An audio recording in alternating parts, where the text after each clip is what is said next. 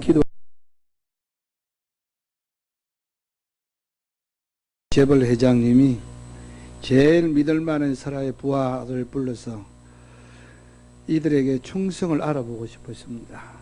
그래서 이제 내가 먼 나라에 가서 10년이 있을지 20년이 있을지 아니면 영영 돌아오지 못할 수도 있다. 그러니까 내가 많은 재산을 그들에게 나눠줄 테니까 열심히 일하고 투자해서 늘려보라고 재산을 각각 나누어 줬습니다. 세월이 많이 지나서 백발이 성성한 회장님이 돌아왔습니다. 세 사람을 불렀습니다. 그리고 충성도를 알아보았습니다. 한 사람은 열심히 일하고 투자해서 재산을 몇 배로 늘렸고, 다른 한 사람들도 첫 번째만큼 아니지만 사업을 늘려서 2배 이상 재산을 가지고 있습니다. 그런데 마지막 한 사람은 이렇게 말했습니다. 회장님에게 제가 가지고 있는 돈이 무슨 의미가 있겠습니까? 회장님에게 이런 재산이 별것이 아니라는 것을 알기 때문에 제게 주셨던 모든 그 주식은 다 현금으로 바꿔서 혹시 손해볼까봐 금고에 잘 보관해 두었고 이것을 그대로 싸가지 왔습니다. 회장은 의의가 없었습니다. 그는 분노하고 그 재산을 당장 빼앗아서 앞서 투자한 다른 사람들에게 주었습니다. 왜냐하면 그가 충성된 사람이었기 때문입니다. 그리고 돈을 그대로 금고에 보관했던 사람에게는 무익한 사람이라고 쫓아내버렸습니다. 이 이야기는 마태복음 25장에 나오는 유명한 달란트 비유지요. 주인은 이 앞서 두 사람들에게 착하고 충성된 종이라 그랬습니다. 한번 받읍시다. 하나님께 충성하라. 한 번 더 하나님께 충성하라. 충성이라는 단어는 헬라어로 피스토스, 이 말은 신실한, 믿을 만한, 저는 여러분들이 하나님이 믿을 만한 신실한 충성된 사람들이 될 수가 있기를 예수님의 이름으로 기원합니다. 주님 앞에 섰을 때 착하고 충성된 종이라고 칭찬받는 성도들이 되시기를 예수님의 이름으로 축원합니다. 파란만장한 삶을 살았던 다윗이 마지막 임종 시간이 다가왔습니다. 아들 솔로몬을 불러놓고 마지막 유언을 합니다. 우리 이런 말이 있죠. 마지막에 가까우면 새는 소리가 곱고 사람은 진실해진다는 말이 있습니다. 다윗은 가슴속에 묻고 있었던 진실한 말을 아들 솔로몬에게 지금 마지막으로 합니다. 하나는 하나님께 의해서 마음을 다하고 뜻을 다하고 철저히 순종할 것을 부탁합니다. 그리고 두 번째는 참으로 무서운 유언을 합니다.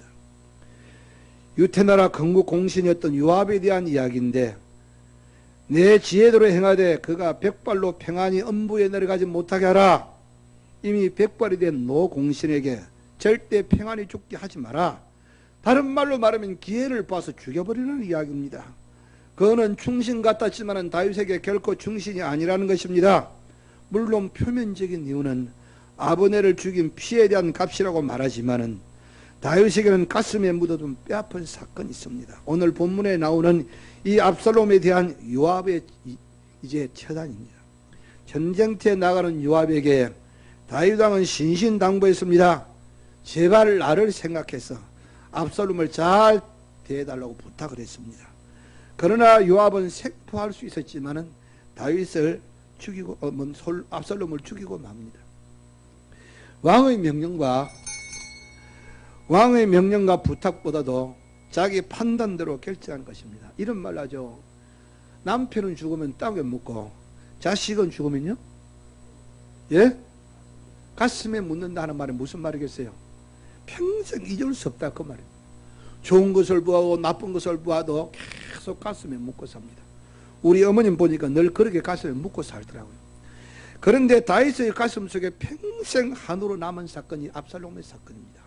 지금도 예루살렘의 벳박에서 예루살렘 올라가면요, 흰놈의 골짜기에 바로 그 옆에 왼쪽으로 유태나라의 큰 묘지가 있습니다. 예루살렘 묘지가 있는데 거기에 유난히 큰 무덤이 하나 있습니다. 그 무덤이 바로 다윗이 아들 만든 압살롬의 무덤이라고 전해지고 있습니다. 아들 솔로몬에게 요압을 결코 용서하지 말라는 것입니다. 요압은 다윗이 죽은 후에 그 소문을 듣고 도망하면서 제단불을 붙잡습니다. 그러나 솔로몬은 요압을 끌어내서 결국 처단하고 맙니다. 우리가 알기에 요압은 대단히 참 대단한 충신이었습니다. 사무엘상 12장 28절에 보면은요, 암몬과의 전쟁에서 적을 거의 이겨놓고 성으로 입성하지 않습니다. 왜냐하면은 자기가 점령하면 자기가 영광을 받을 것 같으니까 다윗 왕이 와서 이 성을 점령하라. 그래서 왕이 올 때까지 기다리고 있습니다.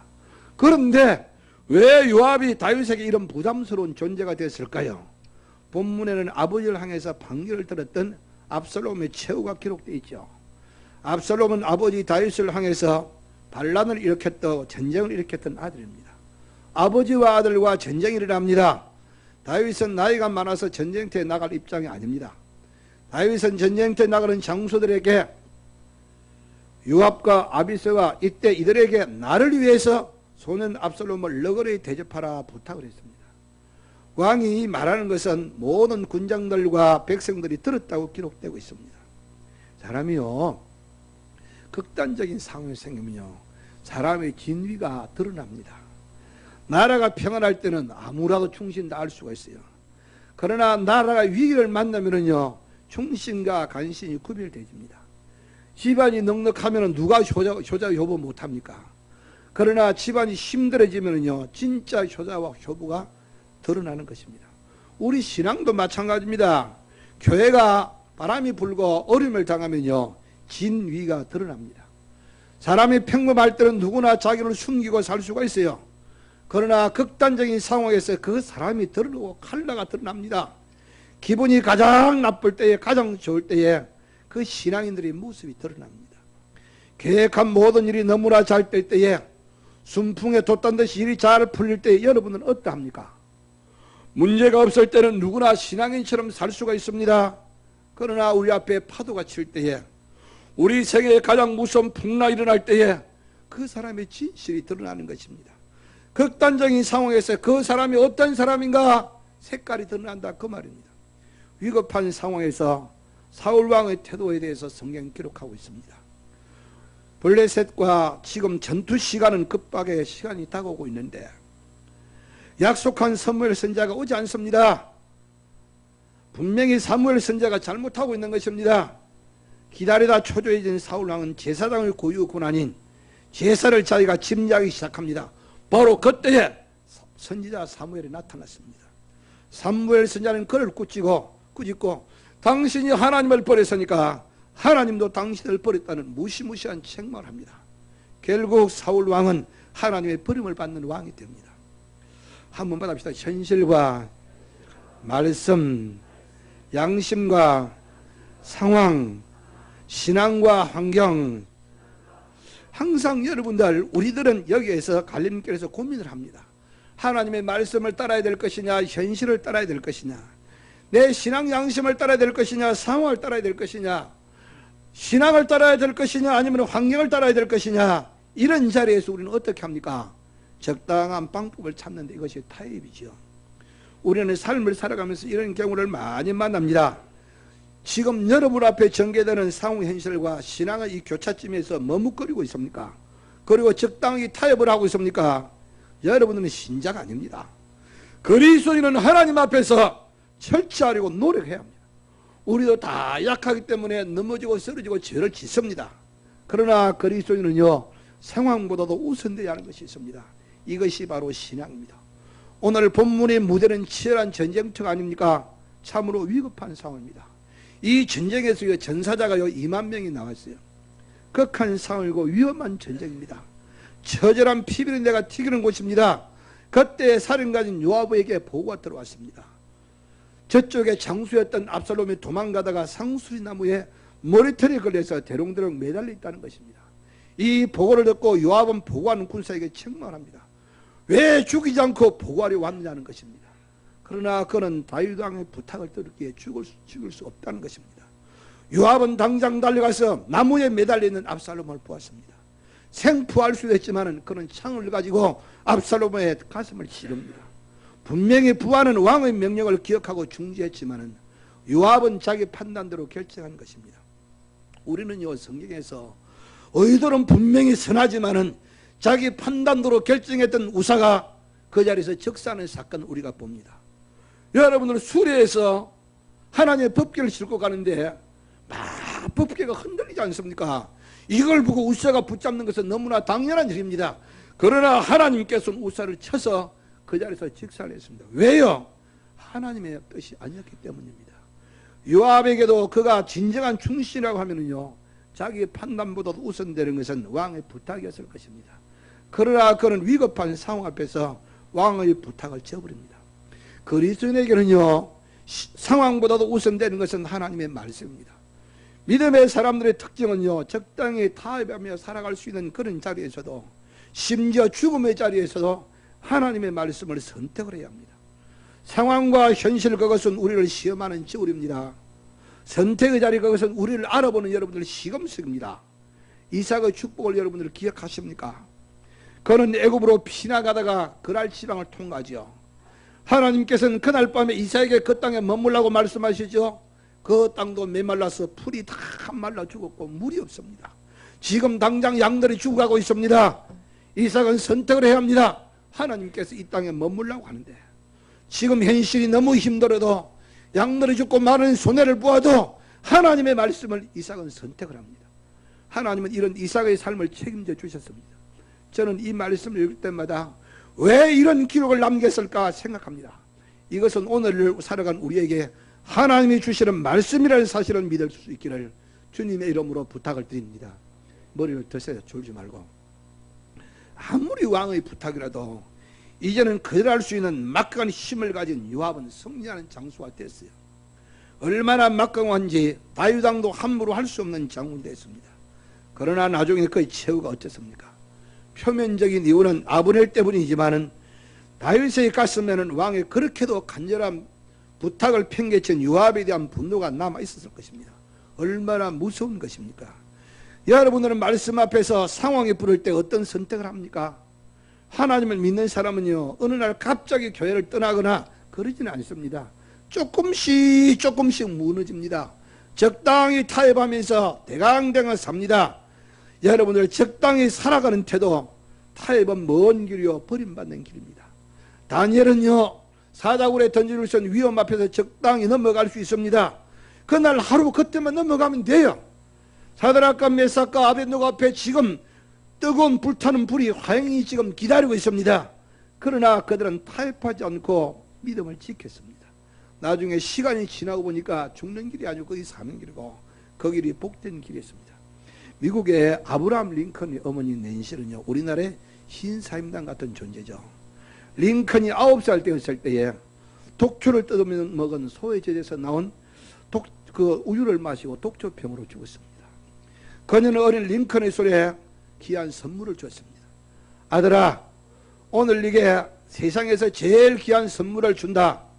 내가 없더라도 이 책에 있는 말씀이 너를 올바른 길로 인도할 것이다 하면서 성경 한 권을 남겨줬습니다.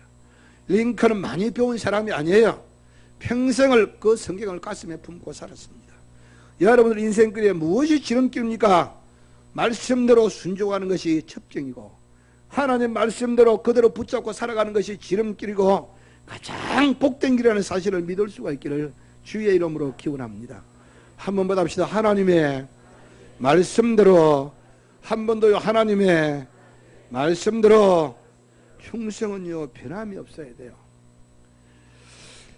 여러분들, 다윗과 함께 고난을 겪었고 다윗이 나라를 세우는데 1등 공신했던 이 요압이 왜 이렇게 됐을까요? 시간이 흘렀기 때문입니다. 사람이란 같은 위치, 같은 자리에 오래 있으면요, 나도 모르게 타성이 생겨요. 자신의 위치가 확실해지면서 요압은 달라진 것입니다. 요압은 옛날의 요압이 아니었습니다. 다윗이 다스는 이 나라의 왕되고 마음대로 할 수 없는 최고의 군사권을 가진 사령관이 됐습니다. 사람이란요, 시간이라는 사람을 변하게 만듭니다. 그러나 어떻게 변하느냐가 문제인 것입니다. 시간을 가면서 점점 근사해지는 사람이 있어요. 그런데 시간이 가면서 점점 추해지는 사람이 있어요. 시간과 함께 진가가 나오는 사람이 있어요. 살아가면서 점점 맛이 나는 사람이 있어요. 먹을수록 맛있는 음식이 있어요. 그러나 인스턴트 음식처럼 금방 맛있는데 싫어지는 이런 음식처럼 그런 사람도 있어요. 요압은 옛날의 요압이 아니었습니다. 아무리 왕이라도 군사권을 자기 마음대로 쥐고 할 수가 있습니다. 성경을 연구하면요, 다윗에게 요압은 굉장히 부담스러운 존재였습니다. 충성이란 시간이 가도 환경이 달라져도 동일해야 합니다. 아까도 제가 말씀드렸지만 나라가 어려우면요 누가 충신이 드러나요. 가정이 어려우면요 누가 효자 효분이 드러나요. 길을 흔들면 알곡과 죽전이가 다 구별이 되지요. 여러분들의 환경의 변화가 올 때에 깊이 생각하세요. 삶의 시련기를 맞이할 때에 여러분들 깊이 생각하세요. 주인의 뜻을 바로 알고 진짜 행하는 사람이 충성하는 사람입니다. 요압은 나무에 매달린 이 압살롬 얼마든지 산채로 결박할 수 있었습니다. 왕의 명령을 그대로 실행할 수 있는 참 좋은 기회였습니다. 그거는 암만 자기가 군사권을 가지고 있어도 이 나라의 왕은 다윗입니다. 분명히 다윗 왕들의 명령대로 따라야 되는 사람입니다. 그러나 이제는 자기 판단이 왕의 명령보다 더 중요한 자만의 사람, 교만의 사람으로 변화해 있었습니다. 여러분들 사랑이라고 하는 것은요, 한번 물어보겠습니다. 하나님을 사랑합니까?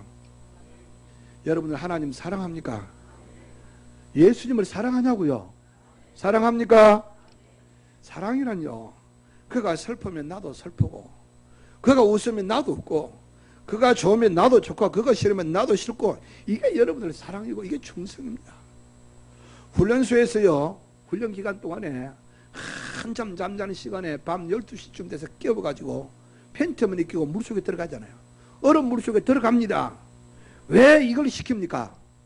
명령에 순종하는 법을, 충성하는 훈련을 지금 시키고 있는 것입니다. 요압은 왕의 부탁을 거절했습니다. 성경의 기록은요, 단순한 다윗과 요압의 이야기인 줄 아십니까? 여러분들 주님과 우리의 이야기예요. 예수님과 우리의 이야기라니까요. 주님이 아프면 내가 아파야 돼요. 바랍니다. 진정한 충성의 사람이 되셔서 변함없는 신앙으로 주님을 기쁘시게 해드리는 여러분들이 될 수가 있기를 예수님의 이름으로 기원합니다. 성경의 이 이야기는요, 오늘의 우리의 이야기, 역사가 무엇을 가리킵니까? 구약 성경이 우리에게 무엇을 가리킵니까? 바로 이것을 가리키고 있습니다. 그리스도인의 충성이란 그 말씀을 따르는 것입니다. 주님의 의도와는 아무 관계없는 열심 있을 수 있어요. 주님과는 아무 관계없는 성공이 있을 수가 있어요. 예수님 믿지 않아도 성공할 수 있고 돈 벌 수 있고 로또 복권도 당선될 수 있어요. 그러나 그건 복이 아니에요. 분명히 압살롬의 군대는 무너졌고 이스라엘은 발락군을 진압하고 개선해서 요압은 개선 장군이 되었습니다. 그러나 다윗은 그들을 보고 방성대우를 합니다. 압살롬 내 아들아, 압살롬 내 아들아, 차라리 내가 너를 대신하여 죽었더라면. 이것이 왕을 통과하는 소리입니다.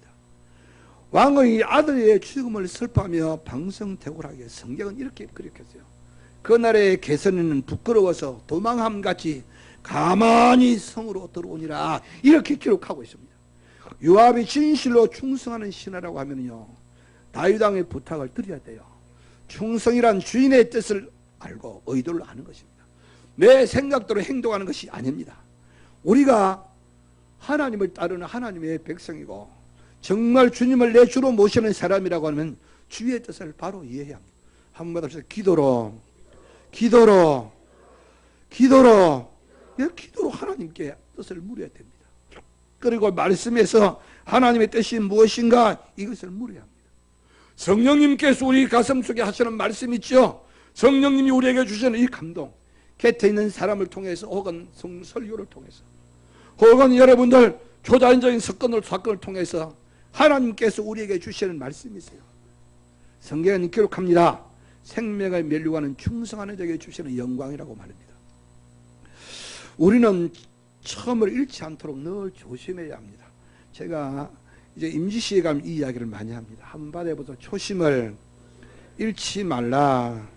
한 번 더 초심을 잃지 말라.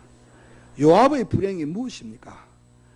그거는 다윗이 가장 어려울 때에 같이 동행한 사람입니다. 분명히 그는 처음에 충신이었습니다. 세월 속에 그는 다 변했습니다. 어느새 교만한 장군으로 변화했습니다. 옛날에는 영광을 왕에게 돌리기를 원하던 충신이었습니다. 그러나 이제는 왕의 부탁도 용감하게 거절할 수 있는 교만한 사람이 됐습니다. 그는 처음과 다른 사람이 된 것입니다. 시간이 갈수록요, 신자들은 더 깊은 자리로 나아가야 합니다. 지금 우리는 6개월을 지냈어요. 올해 한번 쭉 머물러 서서 우리 살아온 날을 뒤돌아봐야 돼요. 영시에 우리가 여기에서 마음 먹었던 건데 그 그대로 내가 지금 살아가고 있는지, 우리 이런 말 하죠. 종종 개구리 올챙이적 모른다는 말을 합니다. 그리스도인은 뒤돌아보면서 감사하고 자신을 다짐할 줄 알아야 합니다. 그렇게도 아름다운 결심이 심해지지 않도록 다짐해야 합니다. 디모데후서 4장에는요, 노사도 바울이 디모데에게 보는 마지막 유언이 있어요. 거기 몇 가지가 있는데 거기 이런 표현이 나옵니다. 네가 올 때에 마가를 데리고 오너라. 마가가 누구인 줄 아십니까? 바울의 1차 전도 여행에서 바울을 몹시 괴롭히고 마음을 아프게 했던 사람입니다. 마가 때문에 절친이었던 바나바와 대판 싸움을 하고 결별을 했던 사람입니다. 아마 바울은 다시는 마가 같은 사람을 만나려고 하지 않았을 것입니다. 그런데 시간과 함께 마가가 달라졌어요. 바울에게 가장 소중한 사람으로 변해서 네가 올 때 마가를 데리고 오너라. 우리가 읽고 있는 마가복음은 바로 이 마가가 기록했어요. 시간과 함께 성숙해지는 신앙, 이것이 정상적인 사람입니다. 유태인들이 나치의 박해를 잊지 않기 위해서 만든 코스트 박물관이 예루살렘에 있거든요. 이런 문구가 거기에 새겨져 있습니다. 과거를 망각하는 백성은 과거의 아픔을 되풀이하게 될 것이다. 그들은 지금도 말합니다. 용서는 하되 잊지는 말자. 과거의 역사적인 이야기가 단순한 역사적인 이야기입니까? 아벨은 죽었지만은 그는 지금 말을 하고 있다고 성경은 말하고 있습니다. 역사는 우리에게 많은 말을 하고 있어요. 지금 우리나라의 역대 대통령들의 모든 기록이나 역사는 현재 대통령 문재인 대통령에게 말하고 있어요. 당신도 바로 살지 않으면 저는 꼴이 돼. 이걸 가르쳐 주고 있어요.